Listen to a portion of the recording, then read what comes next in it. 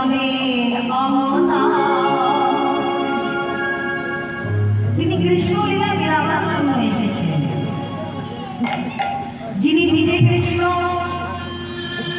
তিনি কৃষ্ণ কৃষ্ণ বলছেন। নিজে কৃষ্ণ একা নয়, রাধা কৃষ্ণ মিলিত তারপর যদি রাধা কৃষ্ণ মিলিত হয়ে গৌর হয়েছে। কেন হয়েছে? কারণ কি? একদিন বৃন্দাবনী শ্রীমতী রাধা রানী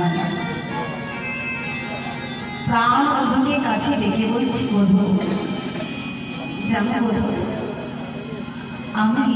আমি বড় পুণ্যটা হয়ে গেছি। জানো বধূ, আমি কলঙ্কিনী হয়ে গেছি। রাধে, তুমি কথা কেন বলছো রাধে? জানো বধূ, আমি সেই ছোটবেলা থেকে শুধু তোমাকেই ভালোবাসি, কিন্তু জানি না কেন আজ আমি স্বপ্নের মধ্যে এক পুরুষকে দর্শন করলাম। আর স্বপ্নের মধ্যে আমি যে পুরুষটাকে দর্শন করলাম, জানি না কেন কি কারণে আমার মধ্যে যা কিছু ছিল সব কিছু আমি তার চরণে শোকে দিলাম।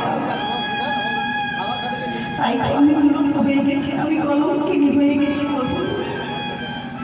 গোবিন্দ বলে, রাধে দুঃখ করো না রাধে, বেশ তুমি যে পুরুষটাকে স্বপ্নের মধ্যে দেখেছ, তুমি আমায় বলবে রাধে সে দেখতে কেমন, তার আকৃতি কেমন, আমায় যদি একটু বলো। বধূ